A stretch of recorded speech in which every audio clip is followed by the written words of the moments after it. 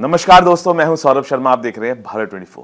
दोस्तों, एक bold content के साथ एक फिल्म आ रही है और ये फिल्म एक किताब से एडेप्ट की गई है। फिल्म का बुक का नाम है the game behind saffron terror और उस फिल्म के सारे बंजे हुए खिलाड़ी मेरे साथ मौजूद है। फिल्म का नाम मैच फिक्सिंग है। आप सभी का बहुत बहुत स्वागत है। धन्यवाद।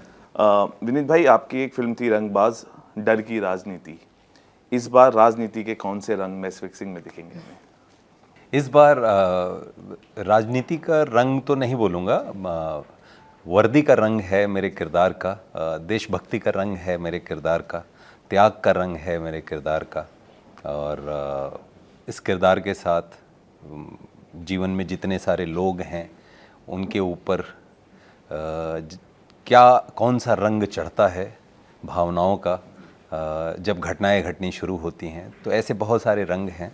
बाकी माय कैरेक्टर अविनाश पटवर्धन ये आर्मी इंटेलिजेंस ऑफिसर का किरदार है और एक ही किरदार के अंदर कई किरदार करने का मौका मिला, तो thanks to my writer and director. अच्छा, एक चीज़ और हुई इस फिल्म के साथ, आपके साथ आपका जो ड्रीम था उस वर्दी को पहनने का। हालांकि बहुत आपने किरदार निभाए, लेकिन ये किरदार कुछ स्पेशल हो जाता है जब आप का वो ड्रीम रोल होता है उस वर्दी को पहनने का। जब वो वर्दी पहनी आपके, हाउ वाज विनीत? चेंज हुए? कुछ बूस्ट हुआ अंदर से? इंजेक्शन बूस्टर डोज लगी कि यस नाउ जो सपना था वो पूरा हुआ उस वर्दी को पहनने का ऑन स्क्रीन? यूनिफॉर्म में एक बात होती है, बिकॉज सी जब आप यूनिफॉर्म पहनते हैं तो तमाम जो यादें हैं ना पहले की, बिकॉज मेरे कई सारे दोस्त हैं जो आर्मी में हैं, एयरफोर्स में हैं, तो उनसे बातें हुई हैं और उनके कई सारे एक्सपीरियंसेस मैं जानता हूँ जो उन्होंने शेयर किए। तो कहीं ना कहीं एक था, और बचपन में ये था कि शायद इस तरफ जाऊँ, तो रियल लाइफ में ना सही, रियल लाइफ में ही सही, अब मैं अपने दोस्तों को बोल सकता हूँ कि वर्दी मैंने भी पहनी है। Sir, captain of the ship आप हैं और देखिए बहुत इंपॉर्टेंट किरदार हो जाता है, लेकिन आपको लगता है ये कहानी क्या कोई जवाब देगी जिसे लोग सुनना और देखना चाहते थे? ये कहानी सवाल पूछेगी, जवाब लोगों को देना है। तो मैं अपील करूँगा कि लोगों से ये फिल्म देखें थिएटर में और उनके सवाल हम तक पहुँचेंगे तो और भी हमें अच्छा लगेगा। तो this film will ask lot of questions, सही गलत, हम हमेशा सही और गलत पे बहुत ज़्यादा फोकस करते हैं, but treatment of the cinema, ये पर्टिकुलर फिल्म की बात करें तो हमने सही गलत को लोगों के ऊपर छोड़ दिया है। हमने एक पर्सपेक्टिव रखा है। जैसे एक सिंपल एग्जांपल दूंगा तो कोई भी एक्टर्स जो पाकिस्तानी कैरेक्टर्स प्ले कर रहे हैं, हमने उनको बोला था, मतलब इन जनरल सभी को बोला था, किसी की मिमिक्री नहीं करनी है, किसी को इमिटेट नहीं करना है। एक आपके कन्विक्शन से जाइए, एक स्टोरी के कन्विक्शन से जाइए। And obviously I had my views, lot of actors interacted with me, everybody almost interacted, they asked lot of questions. So instead of giving answers through the film, we have asked lot of questions. So it's a different sort of a take, I would say. So ये सवाल किससे कौन जवाब देगा? क्योंकि जब जो ये कहानी है जो आपने अडेप्ट की है 2000 की है और उस समय जो सरकार थी वो कांग्रेस की भी थी, क्या उनसे सवाल है? नहीं, लोगों के मन में as a democracy we have right to ask questions to whoever we vote. Okay, जो भी सरकार सत्ता में है, that government is answerable if good bad ugly whatever happens in the country, outside country, that particular. So we are not blaming any government, we are not taking sides of any government, we are just see this story, like I'm telling in all the interviews, that this story, even without the political names, will stand on its own. It's a beautiful story. It's a story which will move you as an audience, okay? And without taking anyone's sides or without blaming anyone, we are just stating facts, okay? So that, I mean, we are not blaming anybody over here. लेकिन trailer में अल्लाह अकबर और नारे तकबीर के भी नारे हमने देखे हैं आपके ट्रेलर में। क्या ये कोई क्योंकि लोग सवाल इसलिए उठाते कि किसी की इमेज को तो हार्म नहीं किया जा रहा। हिंदू मुस्लिम की जब बात होती है और ऐसी बातें उठी भी होंगी जब आपने जब ये नारे सुने होंगे लोगों ने ट्रेलर में, और जिसकी वजह से लोग कोर्ट भी गए होंगे इस तरीके के नारे, क्योंकि जब आप न्यूज़ चैनल्स भी देखते होंगे कहाँ लगते हैं, क्यों लगाए जाते हैं, तो क्या इस का ये स्क्रिप्ट का पार्ट था कि इस तरीके का सिनेरियो होगा और इस तरीके के नारे दिखाए जाएंगे? This is a part of the script. We are living in a country, we are a democracy, okay, and everyone has their views. In my crew itself, there were so many races working together. So definitely, we are not here to hurt anyone's sentiments, okay. अल्लाह अकबर नाराय तकबीर ये जो है ये radicals का एक scene है जिनको across the border wrong तरीके से मोटिवेशन मिल रही है, ओके. सो एक रिलीजन का सहारा लेके लोगों को कैसे रॉन्ग तरीके से मोटिवेट किया जा रहा है to do wrong things, okay, ये हमने उस सीन में दिखाया है. तो definitely we are not making this film against any religion, okay, and we are not blaming any religion.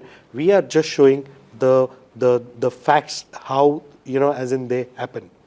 बिल्कुल अनुजा, क्योंकि एक थी बेगम में आपने रियल गन पकड़ के और बहुत गूज बम्स भी आए होंगे, लेकिन इस फिल्म के अंदर कुछ ऐसा कुछ देखने को मिलेगा जो अनुजा के लिए सरप्राइज हम लोगों को या फैंस को करेगा? रियल गन नहीं, मैं कह सकती हूँ इमोशनल गन ज़बरदार भारी वाली पकड़ी है तो वो ज़रूर देखने को मिलेगा. एंड मैं केदार की एक बात से बिल्कुल अग्री करती हूँ. एक मुझे ऐड करना है उसमें कि हमेशा ना व्हाट हैपेंस इज फैनेटिक्स कहलाते हैं लोग जो किसी भी चीज़ पे आप अपना ओपिनियन एक्सप्रेस करते हैं. I would like to say that none of us are one of those fanatics कि जो hatred फैलाना चाहते हैं, किसी को भड़काना चाहते हैं. When you are a part of a conspiracy theory and you are just putting that conspiracy theory in front of people, and why I call it a conspiracy theory because एक घटना घटती है, उसके आजू बाजू में there are multiple perspectives, there are multiple opinions which take place. तो this is one of the conspiracy theory. And जब हम उस कॉन्स्पिरेसी थियरी की बात करते हैं तो उसमें इन्वॉल्व हर एक इंसान अपनी रिस्पॉन्सिबिलिटी को समझ के वो करता है. So this is something that Pallavi and Kedar will agree with me कि we do not want to malign anybody. We are just putting forward one conspiracy theory in front of people to watch. बिल्कुल. पल्लवी, देखिए केदार का मतलब होता है क्षेत्र. आप उस क्षेत्र में कूद गए हैं केदार के, और कहते हैं कि विवेकानंद साहब ने भी कहा था कि अगर जिस रास्ते आप जा रहे हो उसमें अगर परेशानियां नहीं आए तो आप समझ लेना रास्ता गलत है. सही बात है. और मुझे लगता है कि जिस शुद्धता से जिस हौसले से आपने इस फिल्म को लेके आ रहे हैं, कोर्ट में भी चीज़ें गई, हालांकि आपके फेवर में चीज़ें हुई, लेकिन आपको लगता है कि जब सही चीज़ें हो रही होती हैं आप एक हिम्मत जुटाते हैं किसी चीज़ को दिखाने के लिए. क्या बहुत सारे ऐसे लोग भी होते हैं जो चाहते हैं कि ऐसी चीज़ें पर्दे पे ना आए, ये स्टोरीज पर्दे पे ना आए, तो ये फेस आपने किया एज अ प्रोड्यूसर की जब आपने हिम्मत जुटाई? कुछ लोग आपको लगे कि नहीं चाहते होंगे कि ये जो कहानियाँ हैं जो लोग देखे समझे, सवाल पूछे जाएंगे जिसको देखने के बाद, वो पर्दे पे कहानियाँ हैं? First, let us start कि we started with this subject. I as a first time producer, सबको लगा कि अच्छा कुछ कर रही है पल्लवी. एक तो जब तक शूटिंग ख़त्म हुई हमने किसी को बताया ही नहीं कि हम क्या शूट कर रहे हैं. हमने चुपचाप शूटिंग ख़त्म कर ली. उसके बाद सेंसर पे गए. UFO ने मेरे को बोला था कि जब तक सेंसर सर्टिफिकेट हाथ में नहीं आता है हम पोस्टर भी बाहर नहीं निकालेंगे. तो जब तक ये सारी प्रोसेस होती है बाहर ज़्यादा किसी लोगों को मालूम ही नहीं था कि यहाँ क्या हो रहा है. NDA काफ़ी स्ट्रॉन्ग था तो my team did not put anything outside कि हम किसके ऊपर फिल्म बना रहे हैं. तो जो शायद हो सकता था शुरू में कि ऐसी कोई फिल्म बन रही है और हो सकता था, so we tried to control that there only. One. Secondly it is अच्छा Pallavi is a first time producer, they have seen me in theatre working. तो पल्लवी कर करके फिल्म कौन सी कर सकती है, ऐसा कुछ कर सकती है शायद किसी ने इमेजिन ही नहीं किया है. सो इसीलिए अच्छा कर रही है कुछ. So you know that helped me rather than creating any problems, I should say that. And I think only after that we came ahead. And I think between the success and failure of anything, what is the difference between a success and failure is a determination. तो मैं डटी रही कि कुछ भी हो रहा है प्रॉब्लम, मैं डटी रही. I think that is a reason I am till here. वाह, और देखिए आप डटे रहने से ही ये कहानी अब पर्दे पे अब आ रही है. हालांकि डेट में चेंजेस हुए, थोड़ा वक्त लगा, लेकिन जो आप चाहते थे अब वो 10 तारीख को हो रहा है. विनीत भाई, कॉन्ग्रेचुलेशंस, अगली को 10 साल हुए. अनुराग कश्यप की फिल्म थी और वो एक ऐसी फिल्म थी जो मुझे लगता है विदाउट स्क्रिप्ट आपने की. कई बार चीज़ें विदाउट स्क्रिप्ट भी या जब आप करते हैं तो कई बार पता नहीं लगता कि क्या हो रहा है सेट पे, लेकिन जब वो फाइनली आती है इस फिल्म को लेके कुछ चीज़ें आपने विदाउट स्क्रिप्ट भी हुई, और क्योंकि एक ऐसी फिल्म है जिसके अंदर खुद से आज चीज़ें निकलती हैं, और क्योंकि आप असिस्टेंट डायरेक्टर भी रहे हैं और सर मंजे हुए खिलाड़ी हैं ही, कहते हैं ना केदार का नाम तो क्षेत्र है, उस क्षेत्र में आप कूदे हैं. तो कुछ चेंजेस क्या अंदर से कुछ निकला जब आपने वो वर्दी पहनी, वो किरदार आप निभा रहे थे ऑन सेट? हाँ, ये सब कोलेब्रेशन. मैं अपनी तैयारी करता हूँ और तैयारी करने के बाद मैं पूरा सरेंडर कर देता हूँ मेरे डायरेक्टर को. तो अगर मेरे मन में कोई चीज़ आई है तो मैं सामने रख देता हूँ. कभी ये नहीं कहता कि नहीं मैं ये करने वाला हूँ, ये कभी नहीं करता. मैं ये कहता हूँ कि ऐसा कुछ आया है, बाकी कॉल इज़ योर्स. तो मैं सरेंडर करके काम करता हूँ और उसमें ही मज़ा आता है. वो स्मूथ ही गए हम लोग. तो उसमें अगर कोई चीज़ लगती है कि नहीं ये किया जा सकता है तो ओके, अगर उधर से ग्रीन सिग्नल मिलता है तो इट्स ओके. बिकॉज मैं ये बहुत ही फर्म बिलीव है मेरा कि दिस इज़ डायरेक्टर्स मीडियम. ये डायरेक्टर का ही मीडियम है. बिकॉज मैं मेरे किरदार के आसपास ज़्यादा सोचूंगा, लेकिन डायरेक्टर पूरी फिल्म देखता है, हर किरदार को देखता है, हर सीन दिमाग में होता है. तो ये पर्टिकुलर तरीके से मैं इस चीज़ को क्यों कर रहा हूँ उसका कुछ रीज़न होता है डायरेक्टर के दिमाग में. तो he can't explain everything's again and again and again, because आपको एग्जीक्यूट भी करनी है. तो मैं अपनी बात जो भी होती है, और कोशिश ये रहती है कि समय रहते सरप्राइज़ कम करता हूँ सेट पे, कि हाँ ये है, बाकी call is yours. But whatever suggestions he came up with, they were priceless and all were incorporated. कुछ एक दो अगर बता पाए, बिकॉज सब जानना चाहेंगे विनीत. ट्रेलर में आप देख रहे हैं shame on you, that came impromptu. He was so much in the zone that it came almost spontaneously. कि एक आर्मी ऑफिसर को कुछ गलत चीज़ों के लिए फ्रेम किया जा रहा है या अक्यूज़ किया जा रहा है, ऐसा वो एक सीन है, उसके ऊपर गलत इल्ज़ाम लगाया जा रहा है, थोपा जा रहा है. And he was so much into the character. It was late in the night, and whenever there is a intense scene, I have noticed with all my actors, especially with him, they are in their own zone. They create an aura around them, and you cannot enter in that aura. And I, as a director, once I have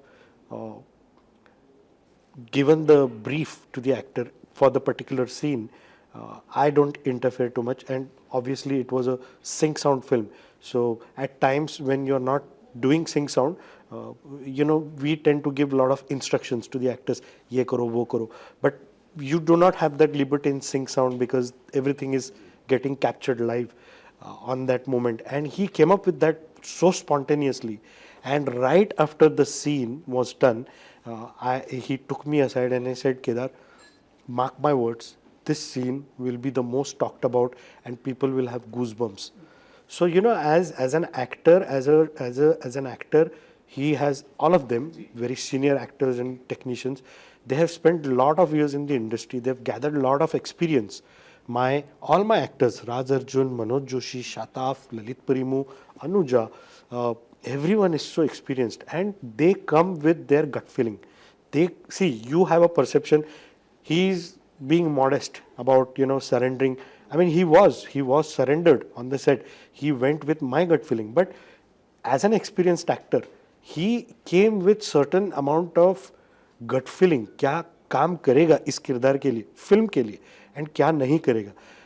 Everybody rightly said, actors think about their character, but I got lucky. All my actors were thinking about the graph of the film.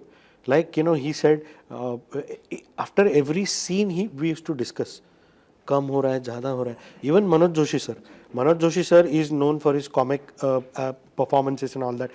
Right on the first scene, he took me aside and he said, even if I am doing 1% extra exaggerated performance I'm giving according to the script, for you please come and tell me, we will do it again. So for that stature of actor to come and tell me this, you know, I am very fortunate to have worked with this set of actors. इसलिए sir बहुत ही कम actors के लिए कहा जाता है और विनीत के लिए मैं हमेशा कहता हूँ कि ये वो दरिया हैं जो अपना किनारा खुद ही ढूंढ लेते हैं और ये भी किरदार वही एक एग्जांपल सेट करेगा सर, क्योंकि किताब एक कंट्रोवर्शियल है.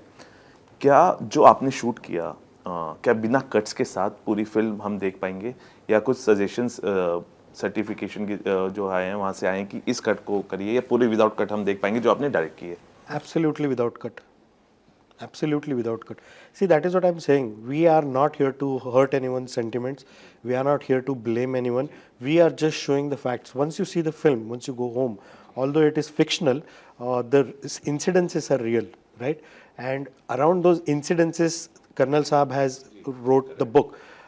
So even when you go home and you want to, you know, search an incident कि ऐसा हुआ है या ये इन्होंने मैन्युफैक्चर किया है, you will find all the incidences on social media or on public platform.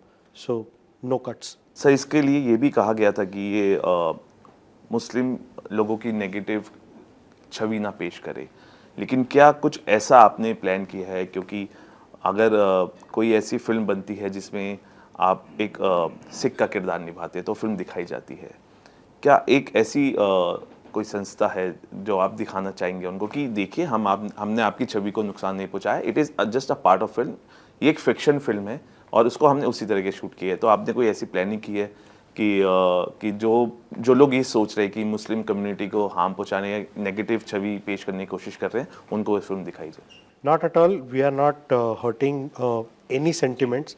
I can guarantee you. See, मैं अलग एक्सटेंट तक जाके आपको दूसरी एक चीज़ बताऊंगा. We've shown Indian characters and Pakistan characters.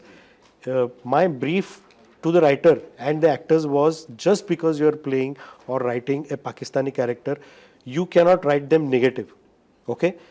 Like Indian forces are working for our country, similarly they are working for their country. So we have kept a perspective, what is right and what is wrong, that people will decide. Screening की अगर बात करूं तो army के लिए screening रखी गई है और वो लोग देखेंगे फिल्म बिकॉज बहुत मायने रखेगा कि वो क्या कहते हैं. जी. अनुजा, आप एक सीन के लिए घुड़सवारी भी सीखते हैं, तलवार चलाना भी सीखते हैं अपने किरदारों के लिए. इस बार आपने कश्मीर में शूट किया है. आप you were a part of Kashmir? No, I was not. Alright. तो इस फिल्म के लिए या अपने आने वाले किरदारों के लिए आप हमेशा नए एक्सपेरिमेंट करते हैं, नई चीज़ें सीखते हैं. कोई एक ऐसा किरदार इसमें भी हमें कुछ आपका, जैसे मैंने कहा, सरप्राइज करेगा, कुछ ऐसा सीखा या कुछ किया? क्योंकि आर्मी ऑफिसर की आप वाइफ का किरदार निभा रहे हैं, एक सरप्राइजिंग किरदार तो है ही. और क्या आने वाले और बाकी किरदारों में कुछ आप सरप्राइज करने वाले हैं जो अभी तक अनुजा का नहीं दिखा है किरदार? If we for future projects, yes, there would be some जो मैं अभी डिस्कस नहीं कर पाऊंगी on camera right now. But regarding this particular film, I didn't have to do extra because Kedar का brief ही इतना perfect था मेरे लिए. Also, I'm a very sensitive person.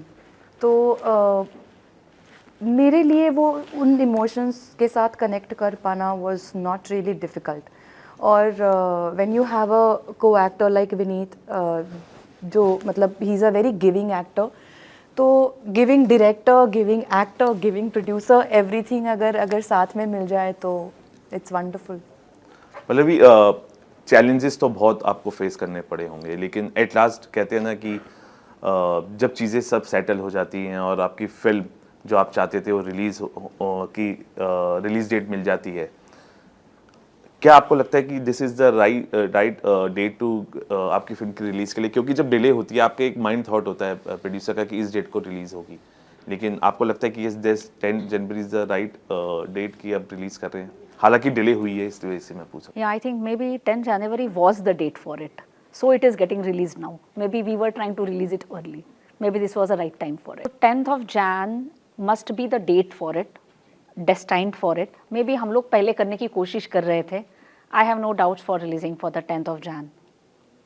लेकिन ये भी कहा गया था कि महाराष्ट्र इलेक्शंस की वजह से आप अपनी रिलीज को आगे बढ़ा दी, ऐसा बिल्कुल कोर्ट में किसी ने दायर किया कोर्ट था। में ऐसा एलिगेशन था कि केस मतलब because of the elections you postpone it, but the case the court orders are from my side. Unfortunately तब ऐसा हुआ कि कोर्ट के बैन्स लगे या वो सारी प्रोसेस चालू हुई, and because I had a very limited funds for releasing this film, I had to hold it.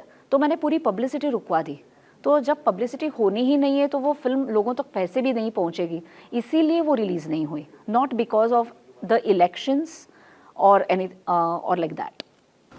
Vineet भाई, क्योंकि ये फिल्म आ रही है और ये the game behind saffron terror के ऊपर है, एडेप्टेशन आपने लिया है, इसमें बहुत सारी ऐसी चीज़ें हैं जिस पे बातें हो रही हैं, जैसे भगवा आतंक, हिंदू आतंक, ISI।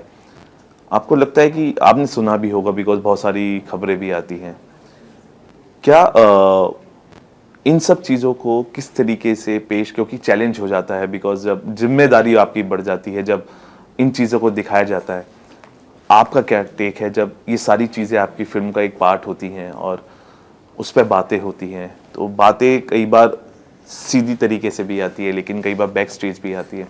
What is your take on this words जब ऐसी बातें हो रही हैं, हिंदू आतंक, भगवा आतंक, ISI, what is your take on it sir? Film जिम्मेदारी के साथ बनाई जानी चाहिए, और जब सेंसिबल तरीके से कोई चीज़ बनाई जाती है तो ऑडियंस मैच्योर है इतनी कि वो समझती है कि फिल्म को ऐसा क्यों है ये फिल्म। और मुझे लगता है आज की डेट में दुनिया भर के कंटेंट को ऑडियंस एब्जॉर्ब कर रही है, तो ऑडियंस बहुत मैच्योर है।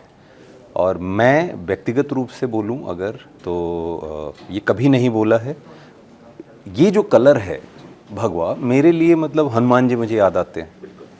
मेरे घर में जब बचपन से मैं देखता आ रहा हूँ, जब पूजा होती है तो पवित्रता की जो एक बात होती है, ये रंग उससे जुड़ा हुआ है ना। तो पूजा स्थल पे भगवा रंग मुझे दिखता है मेरे घर में।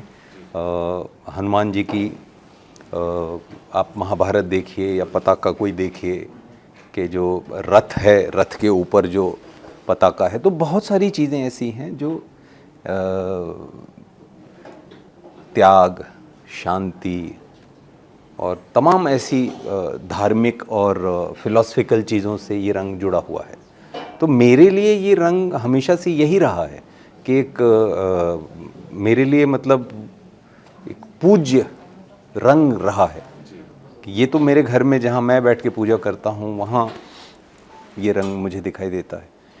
मैं बनारस का हूँ तो संकट मोचन मंदिर जाता हूँ। अब देखिए आप बात कर रहे हैं तो मुझे सब याद आ रहा है एकदम से कि वहाँ यही भगवा रंग ही तो है, तिलक है ना। तो मन शांत होता है, वहाँ जाके चुपचाप मैं बैठता हूँ। मुंबई में इतना संघर्ष जो भी सभी करते हैं, तो मैं ऐसा नहीं बोल रहा हूँ कि मैंने ही किया, लेकिन मन जब परेशान होता है तो मैं तो या तो स्मशान घाट में बनारस में जाके बैठता था कि बैठ के वहाँ, क्योंकि वहाँ आग कभी बुझती नहीं, तो जो तमाम डेड बॉडीज़ आती रहती हैं और उनका अंतिम संस्कार होता था।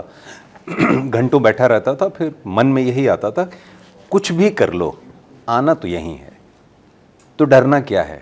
फिर जब ये हिम्मत आती थी फिर वापस मुंबई या फिर संकट मोचन मंदिर में जाके मैं बैठता था। तो मेरे लिए मतलब संकट मोचन मंदिर का हर खंभा इस रंग से रंगा हुआ है और वहाँ यही सिखाया जाता है। मैं जब छोटा था पिताजी के साथ गया तो वहाँ यही सिखाया जाता है कि दूसरे अगर कोई ज़रूरतमंद है तो उसके हाथ को पकड़ो, उसकी मदद करो। कोई भूखा है तो उसे रोटी दे सकते हो तो दो, कपड़े दे सकते हो तो दो। तो ये रंग तो इन चीज़ों से जुड़ा है। तो मुझे तो ये चीज़ ही नहीं समझ आती कि सैफरन टेरर देखिए ये बहुत ही बेहतरीन एक एग्जाम्पल के साथ, बहुत ही सिंप्लिसिटी के साथ इसका जवाब दिया गया है और मुझे लगता है कि यही असली भरी भाषा है सैफरन की जो विनीत ने दी है। सर आखिरी सवाल, इंडिया पाकिस्तान पे हम बहुत सारी फिल्में देखते आए हैं। उड़ी देखी हमने, शेरशाह देखी हमने, LOC देखी हमने, मिशन मजनू देखी। ये फिल्म क्या अलग इंडिया पाकिस्तान पे आप लेके आए हैं और किस तरह को सरप्राइज करेगी उन इंडिया पाकिस्तान को लेके ये चीज़ इस फिल्म के अंदर? See, basically, the treatment of the film, the way it is written, and like I said, just because the characters are Pakistani, they are not acting like villains. Right and wrong, लोग decide करेंगे. हमने perspective रखा है. Me as a person, I don't like telling people what is right and what is wrong because everyone has their own perspective. So, different in a way, we have executed the film and people. I'm sure it's a theatrical experience. People will like it.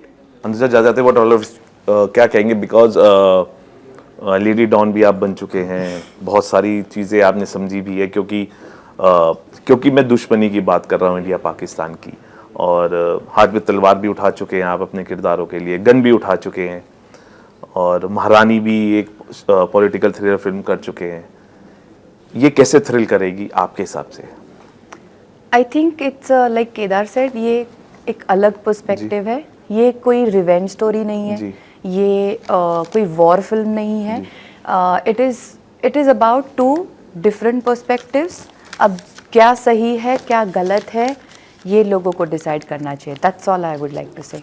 Ma'am आप क्योंकि लोग समझ रहे हैं Malegaon blast पे है, but आप अगर क्लियर कर पाएंगे कि नहीं, ये फिल्म बिल्कुल सिर्फ मालेगांव ब्लास्ट के ऊपर नहीं है। ये फिल्म उस वक्त होने वाले बहुत सारे हिंदू आतंकी आमले जो 2000 में हुए थे, जी, उस पे नज़र डालती है। And I would say this is a pro national integrity film.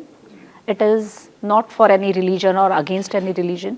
This is a pro national integrity film and it is negative Hindu terror film. We are just trying to show Hindu terror ऐसा कुछ था ही नहीं।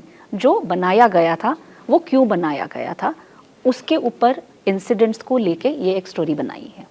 तो दो agencies के बीच में जो चीज़ें होती हैं उसकी सच्चाई दिखाई देगी। वो भी सारा फिक्शनल है। It's a conspiracy, it's a theory. जी, चलिए आपने हमसे बात की, बहुत बहुत शुक्रिया आप सभी का। और हम यही बोलेंगे, मैच फिक्सिंग एक फिल्म आ रही है और आप भी अब जल्दी से डेट फिक्स कर लीजिए इस फिल्म को देखने के लिए। 10 जनवरी थिएटर्स में आ रही है और मंजे हुए खिलाड़ी सभी आपके साथ है। कुछ नहीं आ पाए और कुछ हमारे साथ जुड़े, लेकिन जो नहीं आ पाए उनको भी देखने के लिए, क्योंकि बहुत ही बेहतरीन फिल्म, एक सच्ची कहानी, फिक्शनल कहानी है, लेकिन इन्फॉर्मेशन बहुत आपको देखने को मिलेगी। और आप अगर इन्फॉर्मेशन उस किताब को अडॉप्ट करने की लेना चाहते हैं तो विनीत का एक बहुत अच्छा प्रयास है। गायकवाड़ साहब ने बहुत मेहनत की है, अनुजा ने बहुत अच्छा किरदार निभाया है और पल्लवी जी ने वो हिम्मत जुटाई है जो मुझे लगता है कि बहुत सारे प्रोड्यूसर्स को जुटानी चाहिए और ऐसी कहानियाँ पर्दे तक लानी चाहिए। फिलहाल अभी के लिए इतना, यहाँ बने रहिए भारत 24 के साथ।